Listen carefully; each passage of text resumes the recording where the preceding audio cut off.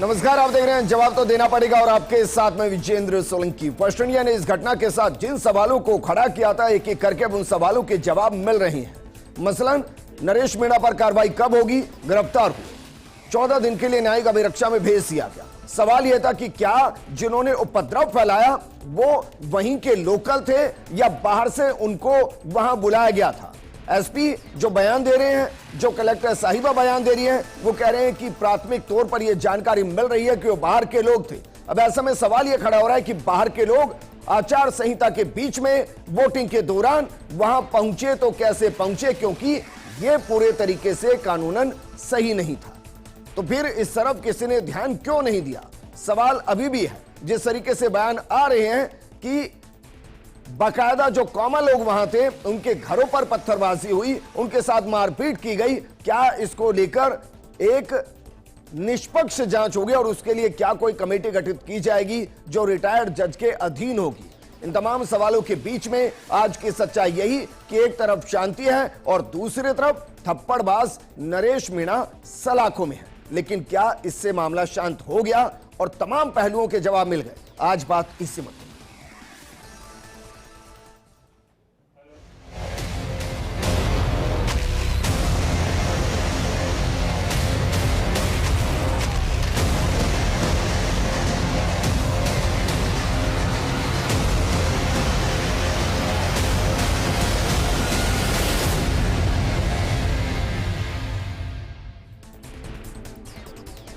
चौदह दिन के लिए न्यायिक अभिरक्षा में भेज दिया गया है, लेकिन क्या वाकई में इस दौरान जिस शांति की उम्मीद की जा रही है वो शांति बनी रहेगी?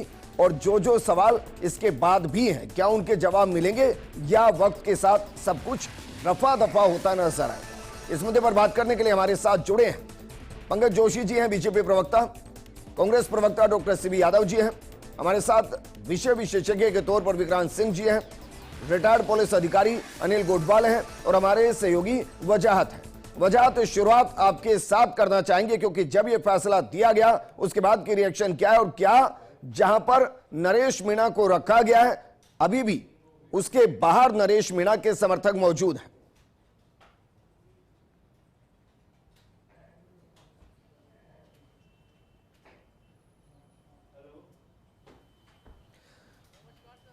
चलिए वजाहत को वापस जोड़ने की कोशिश करेंगे, लेकिन जिस तरीके से सब कुछ हुआ है पंकज जोशी जी, आपको लग रहा है कि कई सवाल ऐसे हैं जिनके जवाब अभी मिले नहीं और निष्पक्ष जांच होनी चाहिए और वो चाहे रिटायर्ड जज के अधीन हो या फिर और किसी को इसकी जांच सौंपी जानी चाहिए, क्योंकि बहुत से ऐसे गंभीर सवाल हैं सर जो ऐसा इशारा कर रहे हैं कि पूरी घटना प्री प्लान थी।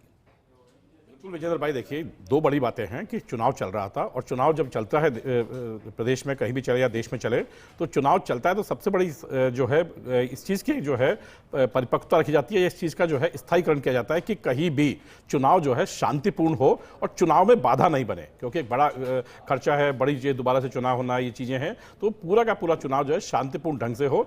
राज्य सरकार ने जो व्यवस्थाएं दी और जो चुनाव आयोग ने जो व्यवस्थाएं मांगी गई थी और चुनाव आयोग के जो पर्यवेक्षक थे उनके सामने चुनाव में कहीं कोई किसी तरीके की दखलंदाजी नहीं होने दी, निष्पक्ष रूप से वोटिंग हुई और निष्पक्ष रूप से जो है उसके जो है कार्य हुआ। तो इसके लिए निष्पक्ष वोटिंग हुई, कहा जा रहा है कि जबरदस्ती हमसे वोट डलवाए गए, वो क्या? नहीं, देखिए ऐसा कहीं भी नहीं है, निष्पक्ष वोटिंग हुई। बयानबाजी है भाई। देखिए मैं कह रहा हूं, देखिए बयान देना एक अलग चीज है विजेंद्र भाई, लेकिन जिस तरीके से पर्यवेक्षक है और जिस तरीके से भारत का लोकतंत्र है, मैं केवल पार्टी की बात नहीं कर रहा, मैं भारत के लोकतंत्र की उसकी बात कर रहा हूं। एसडीएम साहब ने खुद स्वीकार किया है सर, खुद एसडीएम साहब ने 3 वोट डलवाए हैं ताकि यहां पर ये ना हो कि 0 वोट पड़े और बहिष्कार हुआ। ये तो खुद वो स्वीकार कर रहे हैं। देखिए डलाए गए तो जो दोषी हैं उसके ऊपर कार्रवाई होगी।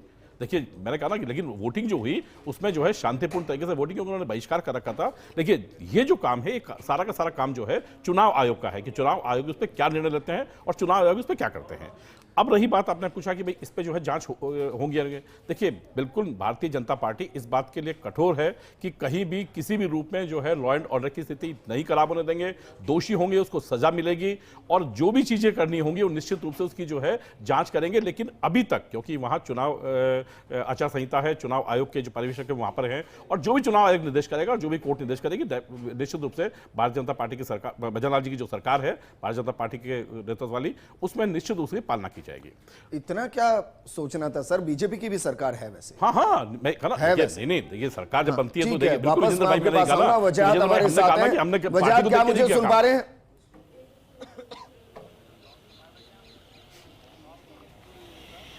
जी विजेंद्र, मेरा सवाल ये, क्योंकि आप उस कारागृह के बाहर खड़े हुए हैं जहां अंदर नरेश मीणा है, बाहर की तस्वीरें जरा बताइए, क्या लॉ एंड ऑर्डर के लिए नरेश मीणा के समर्थक वहां से हटा दिए गए हैं, या उस लॉ एंड ऑर्डर को मेंटेन करने के लिए उनको भी कहा गया है कि चलिए शांतिपूर्ण, अगर आप बैठ रहे हैं तो बैठिए, कोई बात नहीं, और जो एक फैसला है उसके बाद की रिएक्शंस क्या है?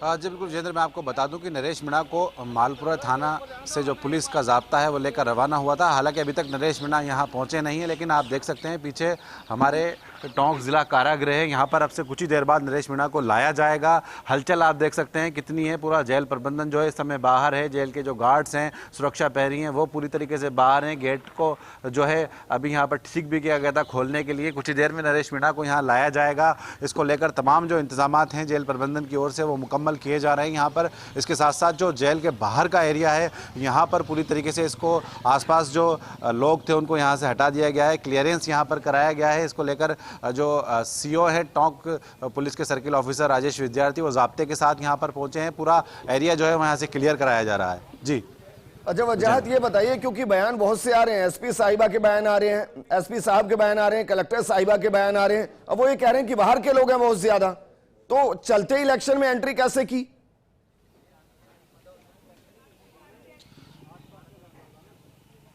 जी बिल्कुल विजेंद्र, बड़ा सवाल यही खड़ा होता है कि जिस तरीके से उपद्रव हुआ और उसके बाद लोगों को डिटेन किया गया, उपद्रवियों को करीब 50 से 60 जो उपद्रवी थे उनको डिटेन किया गया था। प्रारंभिक जो जांच हुई है उसमें ये सामने आया है कि जो 60 लोगों को डिटेन किया गया था उसमें करीब 50 से 55 लोग ऐसे हैं जो ज़िले के नहीं हैं, ज़िले से बाहर के हैं। इसको लेकर प्राइमा फेशिया जो इन्वेस्टिगेशन पुलिस ने किया है उसमें ये बात साफ हुई है। इसको लेकर हमने टोंक एसपी जो है विकास सांगवान, उनसे बातचीत की थी, जिला कलेक्टर सौम्या झा से बातचीत की थी। जिस तरीके का पुलिस का कहना यह है कि कहीं ना कहीं एक प्री प्लान मोटिव के तहत जो बाहर के लोग थे वो यहाँ आए और उन्होंने इस तरीके की जो हिंसक घटनाएं थी उनको अंजाम दिया, उपद्रव किया, पुलिस पर पथराव किया, आगजनी की घटनाओं को अंजाम दिया, और उसके बाद पुलिस ने जब आंसू गैस के गोले छोड़े, लाठीचार्ज किया और स्थिति को काबू में लिया। तो कहीं ना कहीं बड़ा सवाल उठता है कि आखिर एकदम ये कैसे हुआ कि बाहर से इतने लोग यहाँ पर आए और हिंसा में शामिल हुए। जिस तरीके से नरेश मीणा ने यहाँ से नॉमिनेशन किया था, मेरा सवाल यह है कि भाई जब ये सवाल किया तो उनसे बात की आपने कि भाई अपनी उपलब्धि गिना रहे हैं, नाकामियां गिना रहे हैं?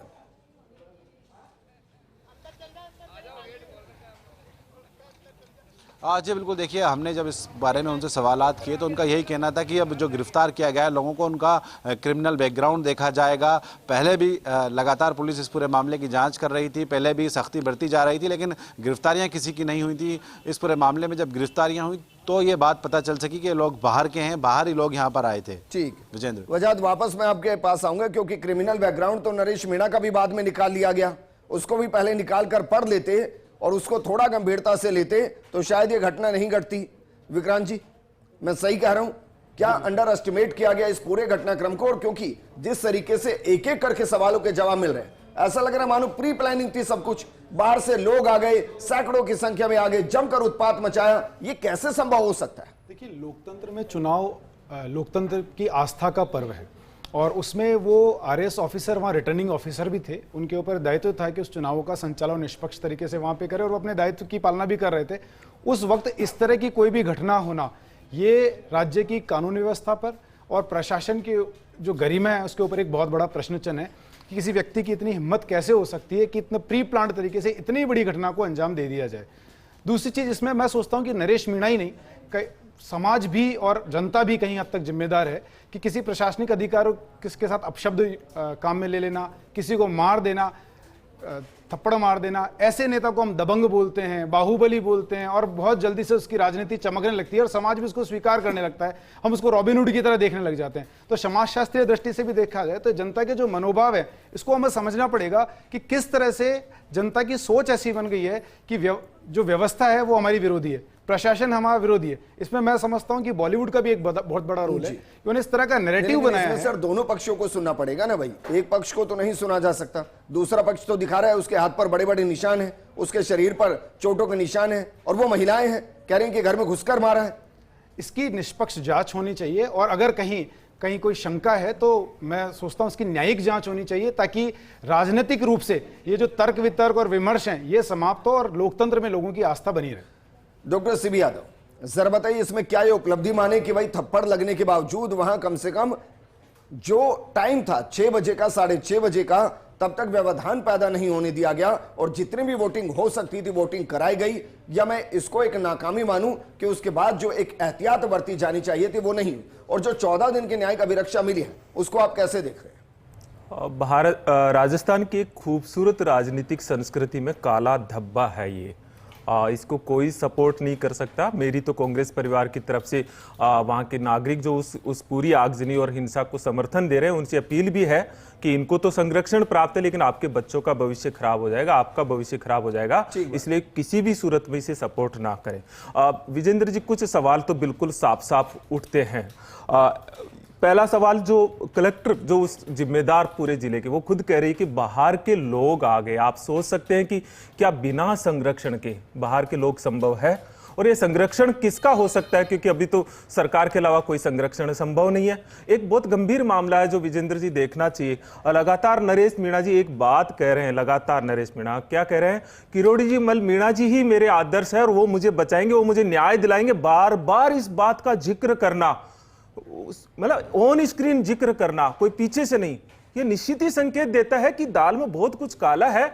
और ये जो पूरा उनको खड़ा करना क्योंकि बिना संरक्षण के संभव नहीं हो सकती। मैं इस बात से सहमत हूं कि ऐसे मामले जो हमारी राजनीतिक संस्कृति पर बहुत काला धब्बा है, इसकी न्यायिक जांच होनी चाहिए ताकि भविष्य में इस तरह की चीजें उठे नहीं। पहले तक तो कांग्रेस के थे, नहीं तो कांग्रेस के थे, तो कांग्रेस सर, तो हम तो कह ही रहे हैं कि हमने तो उनको बाहर कर ही दिया था, उसके बाद में ये निकाले गए। लेकिन दो चीजों पे फोकस आपको गौर करना होगा। आपने कभी सुना है कि आरएस एसोसिएशन पेन डाउन कर दे?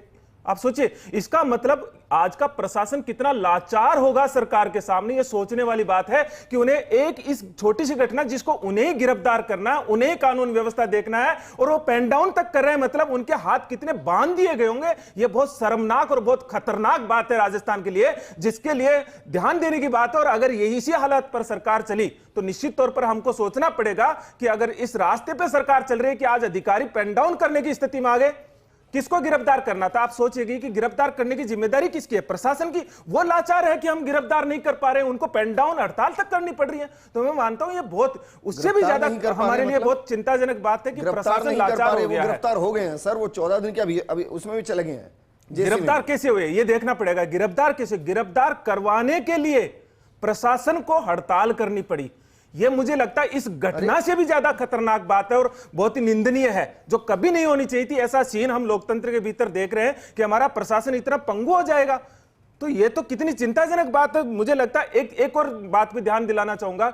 एसडीएम खुद कह रहा है कि 3 वोट डलवाए, वोट चाहे 1 डलाओ 3 वोट डलवाए। अगर खुद ने स्वीकारोक्ति दे दी, मुझे लगता है चुनाव आयोग को 1 मिनट नहीं लगना चाहिए था, तत्काल प्रभाव से कार्रवाई होनी चाहिए थी। ये कार्रवाई क्यों नहीं हुई? मतलब एसडीएम के पास एक कार्यक्रम होता है, स्वाइप कार्यक्रम, आपने सुना होगा उसके बारे में, कि जो वहां के अधिकारी होते हैं वो वोट डालते हैं। अगर वो उस विधानसभा क्षेत्र के हैं, उस पोलिंग बूथ के हैं, तो उन्होंने उन्हीं के वोट डलवाए। नहीं, पहले डाले या बाद में डाले, उससे क्या फर्क पड़ता है? देखिए आंगनबाड़ी कार्यकर्ता ने स्टेटमेंट दिया है, मैं भी गांव वालों के साथ थी, मैं वोट नहीं डालना चाहती थी, किसी की इच्छा के विरुद्ध वोट डलवाया गया है।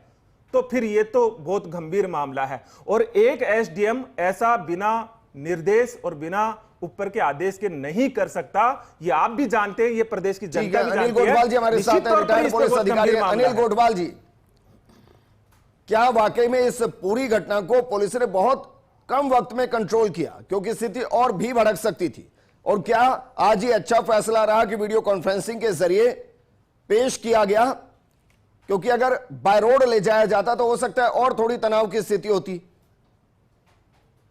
देखिए विजेंद्र जी, ये घटनाक्रम जिस प्रकार से हुआ, आकस्मिक रूप से हुआ, ये प्रायोजित जो घटनाक्रम था वो पुलिस या प्रशासन के पास हुआ नहीं। लेकिन ये अचानक जब ये 3 वोट डल गए, उसके बाद में एकदम अचानक हुआ, तो जो पुलिस और प्रशासन की तैयारियां थी वो पूरी थी और वहां पर शांतिपूर्वक धरना भी चल रहा था।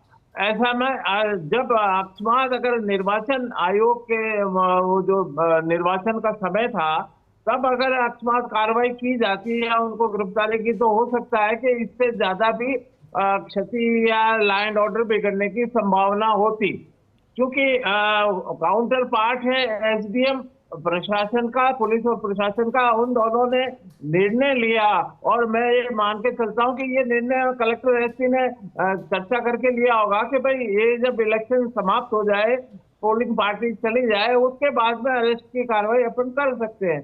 तो ये एक निर्णय साझा लिया गया, उसमें काउंटर पार्ट एसडीएम भी थे। उसके बाद में जब परिस्थितियां हुई अनुकूल की तो अरेस्ट करने की कार्रवाई की गई। वहां चूंकि रात्रि का समय था और वो इधर से जब पुलिस पकड़ने गई तो उन्होंने अंधेरे का फायदा लेके छुड़वा लिया। तो पुलिस का ऐसा नहीं है कि इनएक्शन है, एक्शन तो किया है उन्होंने, फिर सुबह अरेस्ट किया ही है।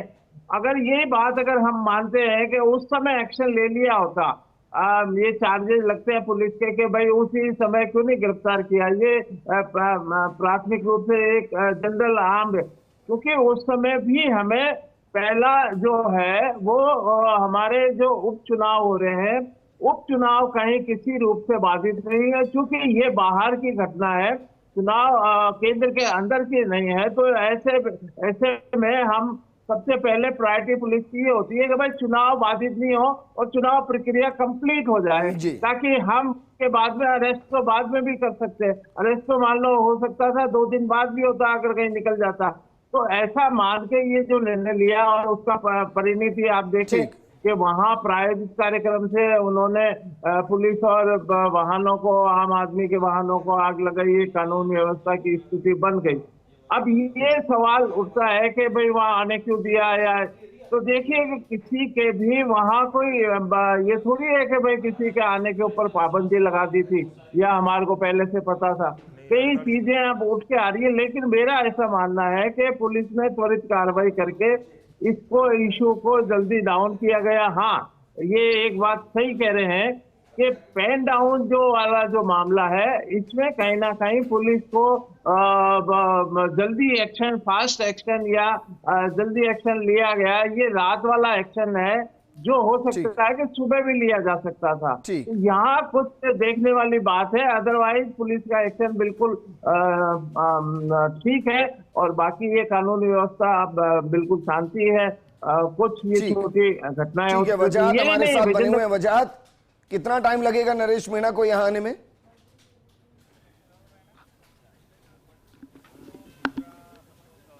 आज बिल्कुल विजेंद्र, जिस तरीके से हलचल जो है वो लगातार यहाँ पर बढ़ती जा रही है। आप देख सकते हैं किस तरीके से जो जेल प्रबंधन के लोग हैं वो लगातार बाहर आ चुके हैं और जेल प्रबंधन का जो बाहर का एरिया है वहाँ पर जो टोंक पुलिस के सर्किल ऑफिसर हैं राजेश कुमार विद्यार्थी, वो यहाँ पर पहुँचे हैं। राजेश विद्यार्थी जो हैं जेल प्रबंधन के लोगों से बातचीत इसको लेकर कर रहे हैं कि किसी तरीके की कोई दिक्कत नहीं आए। जब नरेश मीणा को पुलिस बेड़ा यहाँ पर लेकर पहुँचे तो किसी तरीके की कोई दिक्कत ना हो, कोई आसपास वाहन खड़े नहीं हो, जो तमाम आसपास का एरिया है उसको यहाँ से साफ करा दिया गया है। खुद वो यहाँ पर व्यवस्था संभाल रहे हैं कानून की, और उसके साथ साथ जो जेल प्रबंधन है उसके लोग भी यहाँ बाहर खड़े हुए हैं। जब नरेश मीणा को यहाँ से लाया जाएगा और उसके बाद उनको अंदर जिला कारागृह टोंक में ले जाया जाएगा, इसको लेकर तमाम इंतजाम जो हैं वो यहाँ पर मुकम्मल किए जा रहे हैं। विजेंद्र, अच्छा वजाहत, अगर मुमकिन है तो बातचीत कीजिए ना जो भी वहां पर है जिम्मेदारी इसके लिए कि भाई कितना अलग से ज़ाब्ता बढ़ाया गया है, क्या अलग से ज़ाब्ता मांगा गया है?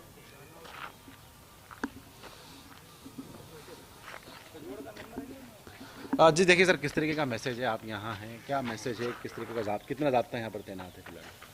नहीं, कोई अलग से कोई ज़ाब्ता नहीं है यहाँ पे, और मैसेज ये है कि भाई यहाँ जो वहाँ जिन अपराधियों को वहाँ पे कोई जेसी कराया गया उनको यहाँ शिफ्ट किया जाएगा, उसी की व्यवस्था के लिए हम लोग आसपास का एरिया साफ कराया गया, व्हीकल्स खड़े हुए थे आपने हटाए हुए हैं। हाँ नहीं, ये प्रिकॉशनरी हम लोगों ने इस जगह को मतलब क्लियर करा दिया कि यहाँ किसी तरह की कोई दिक्कत नहीं है। आगे जो रोड है वह काफ़ी रश रहता है, क्या कॉरिडोर टाइप बनाया जाए? हाँ नहीं, कॉरिडोर नहीं, वो रूटीन में है, हमारा जो ट्रैफिक रेगुलेटर होता रहे, कहीं दिक्कत नहीं है, इसलिए हिसाब से ज़ाब्ता लगाया। कब तक, कितने आखिर का कुछ समय है, कब तक आ जाएंगे? नहीं, ऐसा अभी मेरे पास मैसेज नहीं है। राजेश विद्यार्थी जो हैं टोंक पुलिस के सर्किल ऑफिसर, इनका ये कहना है कि मैसेज ज़रूर है कि जो जैसी जिनको किया गया है उनको यहाँ पर लाया जाएगा। अब आपसे कुछ देख सकते हैं जो रोड है वहाँ पर ट्रैफिक है उसको रेगुलेट करने के लिए ट्रैफिक पुलिस के कर्मी जो हैं वो मुस्तैद यहाँ पर कर दिए गए हैं और ख़ुद राजेश विद्यार्थी जो हैं वो यहाँ पर अपने ज़ाब्ते के साथ मौजूद हैं। अभी हमने देखा जिस तरीके से जेल प्रबंधन के जो लोग हैं वो बाहर हैं, सुरक्षा गार्ड्स जेल के जो हैं वो बाहर हैं। इसके साथ साथ वापस आपका रुख करेंगे, लेकिन पंकज जोशी जी क्या वाकई में कुछ सोचा जा रहा है कि भाई इसको लेकर एक अलग से जांच कमेटी बनाई जाए? देखिए विजेंद्र भाई, मैंने बताया ना कि जांच कमेटी बनेगी या कैसी जांच कराएंगे, लेकिन ये बात मैं आपको कंफर्म कह सकता हूं कि जो भी दोषी होंगे, किसी भी उसमें दोषी होंगे, उन पे हर एक पे कार्रवाई होगी, ये सुनिश्चित है। क्योंकि आपने देखा जो जितनी चीजें हुई है वहां पर, दोषी मतलब अगर सिस्टम में भी कोई है, यस, क्यों नहीं होना चाहिए? सिस्टम में भी दोषी तो सिस्टम वाले में भी कार्रवाई। सिस्टम थोड़ी बचता है इससे, कोई सिस्टम बच जाता है। कोई ये कांग्रेस की सरकार थोड़ी है कि आपके यहाँ से कि आपका आदमी भाग गया, आपका बच्चा भाग गया, उसका भी दोस्त दूसरे पड़ोसी के घर में मर्द उठा करके। तो अभी तो ये भी देखा जाएगा कि कहीं ऐसा नहीं कि कांग्रेस वाले पार्टी के लोग ही तो इसके इनके जो उनके साथ के लोग थे वही तो इसमें शामिल नहीं है। तो ये भी जांच करेंगे हम लोग, इसकी देखेंगे पूरी और निश्चित रूप से मान के चलिए कि जो अशोक गहलोत जी ने कहा है, इनके नेता ने कहा है, उसकी हम पूरी जांच करेंगे और पूरी जांच जो है आपको बताएंगे भी हम कि मैच फिक्स है। नहीं, मैच फिक्स तो ये कह रहे हैं मैच फिक्स है। ये तो खुद देखिए क्या है ना कि कांग्रेस को परेशानी क्या है। कांग्रेस तो चाहती थी कि वहां जो है किसी भी रूप में चुनाव में बाधित हो। चुनाव बाधित होगा तो उनको फायदा है, क्योंकि चुनाव हार रहे हैं। तो जब चुनाव हारेंगे तो यही काम करेगा आदमी, कोई दूसरा काम थोड़ी करेगा कि चुनाव होने दे और उसका रिजल्ट आने दे। क्योंकि कभी ये ईवीएम पे माथा फोड़ते हैं, कभी जाकर के इस पे फोड़ते हैं। अब क्या कि अच्छा, इस बयान के मायने क्या है कि किरोड़ीलाल मीणा जी बचा सकते हैं? इस बयान के मायने क्या? अरे भाई, ये तो देखिए, अब ये तो क्या देखता है कि कोई ना कोई आदमी जो आदमी है किरोड़ीलाल जी भाई कैसे बचाएंगे? किरोड़ीलाल जी का कोई कोर्ट के जज तो है नहीं, और किरोड़ीलाल जी ने जो कह दिया वो बच जाएगा ऐसा तो है नहीं। अब वो तो आदमी अपने ऐसा नहीं है ना? अरे भाई मुझे बताइए है क्या? कंफर्म करें प्रदेश में है क्या? नहीं बताओ ना भाई, मैं आपसे पूछ रहा हूं, ऐसा नहीं है? नहीं, आज तक लगा गया कि प्रदेश में लॉ एंड ऑर्डर की स्थिति, कानून की स्थिति मुकम्मल है, ये गारंटी है। और आज ये मान के चल लीजिए कि जिस तरीके से जहां भारतीय जनता पार्टी की सरकारें हैं, जैसी व्यवस्थाएं रही हैं, राजस्थान की बात करते हैं, राजस्थान की बात नहीं कर रहा हूं। देखिए राजस्थान में कह रहा हूं, राजस्थान में पता ही मुझे क्या परेशानी है। इनके यहाँ तो जो है हालात ये होती थी कि रेत के जो है टीले कोई उठा के ले जाता था तो पुलिस को ठोक देते थे। तो हमने ये तो कहा भाई कोई आदमी जो है चुनाव निष्पक्ष रूप से हो, चुनाव वहां पर हो। इन्होंने कहा कि सब चुनाव जो है वोट डाल दीजिए, 3 वोट गलत डल गए। अरे भाई 3 वोट आपने डलवा दिए तो उन्होंने ये थोड़ी कहा था कि बीजेपी को डाल देना, कांग्रेस को डाल देना, नरेश मीणा को डाल देना या किसी और को डाल देना। उन्होंने कहा 3 वोट यदि डालने भी है और 3 वोट डलवाए भी गए हैं तो निश्चित रूप से देखिए नोटा जो है एक ऐसी चीज है कि आप किसी को भी देना चाहे तो नोटा का वोट डालते हैं। और वो जो चीजें हैं तो देखिए मैं कह रहा हूं ना कि हर एक चीज के जवाब में जांच होगी उसकी भी। सवाल ये है ही नहीं कि 3 वोट डले या 2 वोट डले। सवाल ये कि इच्छा के विरुद्ध डले या इच्छा के साथ डले। सवाल ये होगा बिना इच्छा के कोई। देखिए विजेंद्र भाई आप भी जानते हैं, और सिर्फ इसलिए 3 वोट डलवा दिए जाए कि उस पोलिंग बूथ पर किसी को ये ब्लेम ना हो कि यहां पर बहिष्कार हो गया। नहीं विजेंद्र भाई, ऐसा कभी नहीं होता। देखिए कोई भी आदमी ऐसा नहीं करता कि जाकर के वोट डाल करके पकड़ के ले जाकर वोट डालता हो, क्योंकि वहां खुद जो है प्रेसाइडिंग ऑफिसर रहता है, मेरे पास वक्त की थोड़ी कमी है। लेकिन विक्रांत सिंह जी भाई, क्योंकि 1 मिनट विक्रांत सिंह जी, क्योंकि कलेक्टर को हम सुन रहे थे, वो कह रही थी कि भाई जैसे उनको जानकारी लगी उन्होंने नरेश मीणा के मोबाइल पर 3-4 बार फोन किया। उन्होंने यहां तक किया कि भाई एसडीएम को फोन किया कि आप बात कराइए स्पीकर पर लेकर। नरेश मीणा बात ही नहीं करना चाह रहे थे। तो मुझे इस पूरे घटनाक्रम को मैं जब देखता हूं तो मुझे लगता है कि शायद प्री प्लान है। कुछ ऐसे वीडियो भी हैं जहां नरेश मीणा भाग रहा है, कोई नहीं पकड़ रहा है, वो चक्कर लगा रहा है पूरे प्रेमाइसिस के अंदर और भागते हुए कह रहा है कि एसडीएम कहां है, एसडीएम कहां है, सामने आते हैं थप्पड़ जड़ देते। भारतीय ब्यूरोक्रेसी और जो पुलिस है बहुत पेशेवर तरीके से काम करती है। हम उनकी निष्ठा पर प्रश्न चिन्ह नहीं लगा सकते, लेकिन हमें यह भी देखना पड़ेगा कि इस तरह के जो नेता होते हैं जिनका आपराधिक इतिहास है, बिना राजनीतिक प्रश्रय के ये ऐसे इंसिडेंट नहीं हो सकते। राजनीतिक प्रेशर रहता है, राजनीतिक आरोप प्रत्यारोप से परे 15 से 20 पुलिसकर्मी दिखाई दे रहे हैं और कोई नहीं पकड़ पाया। बिना राजनीतिक प्रेशर के ऐसा नहीं हो सकता। ऐसे इंसिडेंट हमेशा होते रहते हैं। एक कांग्रेस के कार्यकाल में गिरिराज मिलिंगा जी का उदाहरण है। उन्होंने एक सरकारी कर्मचारी को बहुत बुरी तरीके से मारा था। वो तब कांग्रेस में थे, उसके बाद अब बीजेपी की तरफ आ गए। चाहे बीजेपी हो चाहे कांग्रेस हो, ऐसे व्यक्तियों को राजनीतिक प्रेशर दिया जाता है, इसमें कोई संदेह नहीं है। और इसकी वजह से समाज का मनोबल भी गिरता है और नैतिकता का स्तर भी गिरता है। विजेंद्र जी बोलिए। विजेंद्र जी, किरोड़ीलाल मीणा जी सरकार के मंत्री हैं। सामूहिक उत्तरदायित्व का सिद्धांत होता है, विक्रांत जी बताएंगे इस बात को, जिसके तहत एक मंत्री का बयान सरकार का बयान होता है। अगर वो ये बात कह रहे हैं कि हम बचाएंगे, तो ये बयान किरोड़ीलाल मीणा जी या तो मंत्री नहीं है, क्या और अगर है क्या कहा कि हम न्याय दिलाएंगे, मतलब ये बात कहते हैं, दिलाएंगे ही नहीं, मतलब उनके सपोर्ट में उनके समर्थकों से मिल रहे हैं। तो ये सवाल उठता है कि वो सरकार के नुमाइंदे के नाते मिल रहे हैं या समाज के नेता के नाते मिल रहे हैं या संरक्षक के नाते मिल रहे हैं। ये चीज पुलिस का रिकॉर्ड बयान है कि जिन 60 लोगों को पकड़ा गया है उनमें से 20-25 ऐसे हैं जो निर्दोष हैं, उनको छोड़ा जा रहा है। तो न्याय तो मिलना ही चाहिए ना। एक नेता की ये भी तो जिम्मेदारी है कि भाई ऐसा ना हो कि कोई बेचारा फंस जाए। आप देखिए, नरेश मीणा बार बार ये अपील कर रहा है किरोड़ी लाल जी से कि मुझे मेरा नेता बचाएगा, बार बार मुझे मेरा नेता बचाएगा, मुझे मेरा नेता न्याय दिलाएगा। उसकी न्याय की परिभाषा क्या है ये देखना पड़ेगा। ये कोई इसमें समझने की कोई जरूरत ही नहीं है। लेकिन एक चीज और भी ध्यान देने की जरूरत है। आप बताइए, जैसे आग लगती है तो पेट्रोल डालने वाला जिम्मेदार या माचिस की तिल्ली लगाने वाला जिम्मेदार? यहां पेट्रोल डाला है 3 वोट गलत डलवा के, इच्छा विरुद्ध। ये पेट्रोल डालना है और आग लगाना ये संरक्षण। ये दोनों चीजें जो हुई है ना, ये पूरी की पूरी एक इनकी नाकामी तो है ही जिसकी जांच होनी चाहिए, लेकिन ये बिना संरक्षण के संभव नहीं हो सकता। ये बहुत गंभीर मामला है। यादव साहब दोनों को जो भड़काया उस आदमी के पीछे जांच होनी चाहिए, नहीं होनी चाहिए? हाँ बिल्कुल होनी चाहिए ना, तो वो भी तो देखना चाहिए पीछे कौन लोग। मैं वही एक चीज ये है 48 घंटे पहले वो भी तो देखना चाहिए आप किसका आदमी था। ये भी आप तो ये मानते हैं ये सिखाया किसने? किस पार्टी का वो नेता था? किस पार्टी ने सिखाया? आप सोचिएगा लोग आए ऐसे। और मुझे बताइए बाकी लोग उसमें जो साथ अगर कानून की परिभाषा में है तो जरूर जांच करें सरकार। वही तो जांच कर रहे हैं। कानून की परिभाषा में ऐसा कुछ है। देखो यहाँ आपने ये तो कहा कानून जांच करेंगे, पकड़ेंगे फिर, और फिर बाद में मत कहना, बाद में मत कहना देखो बॉम्बे की तरह बैग भी खुलवा लिया। मगरमच्छ तो पकड़ में आई गए, 1 साल हो गया। ये गलत बात है। मगरमच्छ तो आई गए, 1 साल हो गया। 1 साल अभी तो मगरमच्छ कहीं छुपे हुए हैं। जैसे ये होने वाला है। बहुत शुक्रिया, बहुत बहुत शुक्रिया। दोनों तरफ से एक बात अच्छी कही कि भाई जो भी जिम्मेदार हैं उनको सामने लाना चाहिए, लेकिन क्या वाकई में सामने आएंगे ये एक बड़ा सवाल है। क्योंकि जिस तरीके से थप्पड़ मारा गया, जिस तरीके से उपद्रव फैला, जिस तरीके से आगजनी हुई, जिस तरीके से तोड़फोड़ की गई, वो एक अलार्म है। उसको जो समझ पा रहे हैं वो समझिए, जो नहीं समझ पा रहे हैं वो इंतजार कीजिए। इस प्रोग्राम में फिलहाल इतना ही, लेकिन